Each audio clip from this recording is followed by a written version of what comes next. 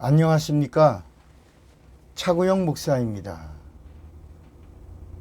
오늘은 하나님의 의도에서 본 구원 이야기 114번째 한데라니온의 비밀이라는 제목으로 말씀을 함께 나누겠습니다. 구원에는 두 가지가 있습니다. 하나는 영혼 구원이 있고 또 하나는 육체 구원이 있습니다. 죄에서의 구원이 영혼 구원이고 악에서의 구원이 육체 구원입니다.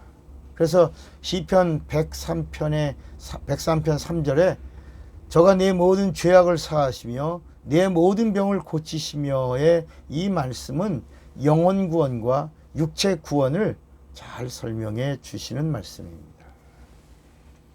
보이지 않는 영적인 문제가 해결되었다면 보이는 죄인 육체의 질병을 치료하라는 말씀입니다. 만약에 오늘날 성도들이 영혼과 육체의 구원의 문제를 확실히 체험하고 증거한다면 교회는 살아계신 하나님이 강력하게 역사하시는 능력의 거룩한 장이 될 것이라고 확신합니다. 그리고 불신자들도 교회를 바라보는 시각을 바꿀 것이고 정작 교회에 나오는 교인들의 영적인 사고도 바뀌게 될 것입니다. 예수는 하나님이십니다. 그리스도는 보여주신 하나님이십니다. 하나님이 이 땅에 오셔서 제일 먼저 하신 일이 구원입니다. 죄에서의 사면이 하나님이 하신 첫 번째 일입니다. 대통령이 당선되면 제일 먼저 하는 일이 사면하는 일입니다. 흉악범을 제외하고 경제와 생활 사범들의 죄를 사면해 주는 일로 대통령의 취임이 시작됩니다. 하나님이 이 땅에 육신을 입고 오셔서 제일 먼저 하신 일은 아담의 죄를 사면해 주신 일이십니다. 예수가 오신 후, 예수께서 죄 문제를 다 끝내신 후 이제 이 세상에는 죄가 없습니다. 여러분 이걸 믿으셔야 합니다. 이 세상에 이제는 하나님이 이 땅에 오신 후에 사면해 주셨고 죄를 사면해 주셨고 죄를 사면해 주셨으니 인간을 괴롭히던 죄가 있다 없다? 없다.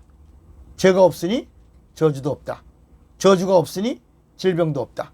질병이 없으니 심판도 없고 형벌도 없다. 이 모든 죄와 저주와 질병은 예수가 짊어지셨다. 그래서 마태복음 8장 17절에 이는 선지자 이사야로 하신 말씀에 우리 연약한 것을 친히 담당하시고 병을 짊어지셨도다 함을 이루려 하심이더라 그랬습니다. 이제 이 세상에는 불못에 떨어질 죄가 있다 없다? 없습니다. 그런데 죄가 있습니까 없습니까? 있죠. 있죠. 하나님이 이 땅에 육신을 입고 오셔서 이 세상의 죄를 다 진멸했어요. 다 짊어졌어요. 다 끝을 냈어요. 그리고 다 이루셨어요. 그런데도 죄가 있어요 없어요? 있죠. 그 죄가 뭐냐면 예수를 안 믿는 죄입니다. 그래서 요한복음 16장 9절에는 성령이 오셔서 이제 이 세상의 죄를 다시 정의해 주신 겁니다. 죄에 대하라 하면 저희가 예수를 믿지 아니하며 그래. 여러분 예수 믿지 않는 것이 이제 우리의 죄인 것입니다. 그러므로 예수를 잘 믿는 것이 복 중의 복이고 예수 믿는 자가 성령을 받는 것이 또 복 위의 복입니다. 성령은 예수를 잘 믿도록 도와주시는 진리의 영이십니다. 예수를 잘 믿으려면 성령을 받아야 합니다. 구원은 하나님이 주시는 선물입니다. 하나님의 선물에 대해서 알려고 하니까 성경에는 포도원의 품꾼 이야기로 쉽게 설명을 합니다. 마태복음 20장에 보면 포도원에서 일할 일꾼을 부르시는 주인의 모습이 나옵니다. 포도원의 주인이 이른 아침에 나가서 품꾼들과 하루 일당으로 한 데나리온을 약속합니다. 또 포도원의 주인은 오전 9시에 나가서 또 다른 품꾼들과 약속하기를 첫 번째 이른 아침에 품꾼들에게는 한 데나리온이라고 약속을 했죠. 그런데 오전 9시에 가서는 상당하게 주리라. 내 농장에 가서 일하라 그럽니다.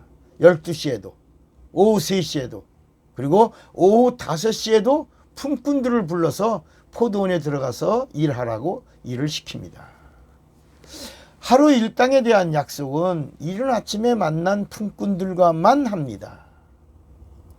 일당은 정상적인 일꾼이 일하고 받는 한 데나니온을 정했습니다. 그러나 그 다음부터는 일꾼을 일시킬 때 상당액이라고 하는 가상금액을 설정합니다. 주인의 마음에 들어야 하고 주인의 뜻대로 주는 금액이고 주인의 감동을 이끌어내야만 더 받을 수 있는 보상 금액입니다. 상당히 주리라. 시간은 계속 흘러서 12시에도 오후 3시에도 일꾼을 부릅니다. 그리고 마감 시간이 다 된 오후 5시에 포도원 주변에 서성거리는 품꾼들을 불러서 포도원에 들여보내서 일을 시킵니다. 이른 아침에 계약된 일꾼들은 계약이라는 약속을 가지고 일을 합니다. 그러나 그 다음에 부름받은 일꾼들은 불러주신 사실 하나만으로도 열심히 일할 이유가 생겼습니다.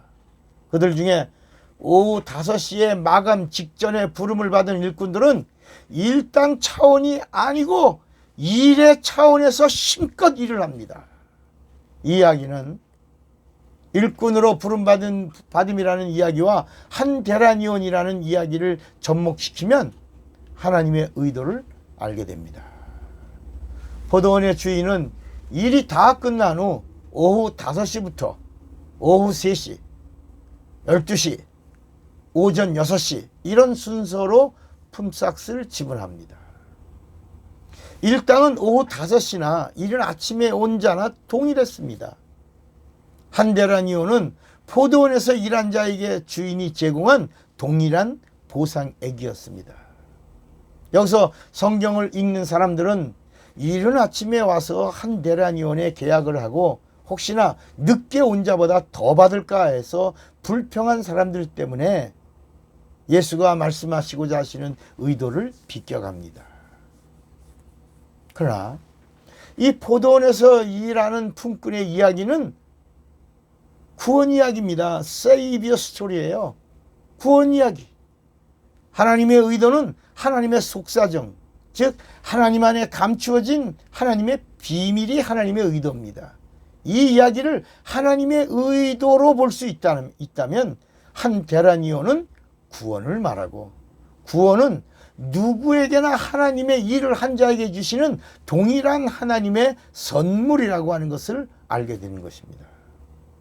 그런데 이 한 데나니온이 구원을 말하는 것이라면 이 구원은 포도원에서 일한 자에게 주었고 포도원에서 일한 자는 이른 아침에 왔든지 오후에 왔든지 마감 직전에 왔든지 상관없이 포도원에서 일한 사람은 동일했습니다. 다시 말하면 이스라엘 사람이든지 흑인이든지 백인이든지 황색인이든지 이방인이든지 마감 직전에 부름을 받았든지 나이가 적든지 나이가 많든지 배웠든지 무식하든지 가졌든지 못 가졌든지 상관없이 포도원에 가서 일하기만 하면 누구든지 동일하게 한 데나니온, 이게 구원이라고 했죠. 누구든지 한 데나니온을 주시겠다는 주님의 확신인 것을 알게 되는 것입니다. 그러면 포도원에 가서 일해야 한 데나니온이라는 보상을 주시는데 포도원의 일이 뭡니까? 어떻게 하는 것이 포도원의 일입니까? 포도원의 일이 하나님의 일입니다. 포도원의 일이 뭐라고요? 하나님의 일. 하나님의 일을 해야 한 데나니온. 한 데나니온이 뭐라고요? 구원이에요. 포도원에서 하나님의 일을 해야 한 데나니온 구원을 받는다는 겁니다. 하나님의 일이 뭡니까? 하나님의 일은 요한복음 6장 28절에 예수님이 직접 하나님의 일은 하고 답을 주셨습니다. 6장 28절에 사람들이 묻습니다. 어떻게 해야 하나님의 일을 합니까? 라고 물었을 때 29절 예수님이 하나님의 일은 하나님이 보내신 자를 믿는 것이다 그랬습니다. 간단합니다. 하나님이 보내신 자 누구예요? 예수를 믿는 것이 하나님의 일입니다. 그러니까 예수를 믿되 개떡같이 믿는 것이 아니라 찰떡같이 잘 믿는 것이 하나님의 일을 잘하는 것입니다. 내 마음대로 예수를 믿는 것이 아니라 진리의 영 되시는 성령의 인도함으로 예수를 바로 알고 예수를 바로 믿는 것이 하나님의 일을 잘하는 것이라는 겁니다. 하나님의 일을 받아들인 자는 하나님의 일을 해야 합니다. 하나님의 일을 받아들인 자의 하나님의 일은 또 예수를 믿게 하는 일입니다. 전도는 하나님의 일입니다. 하나님의 일을 하지 않는 자는 한대란 이혼, 구원을 받을 수가 없습니다. 일하지 않는 자는 보상이 없습니다.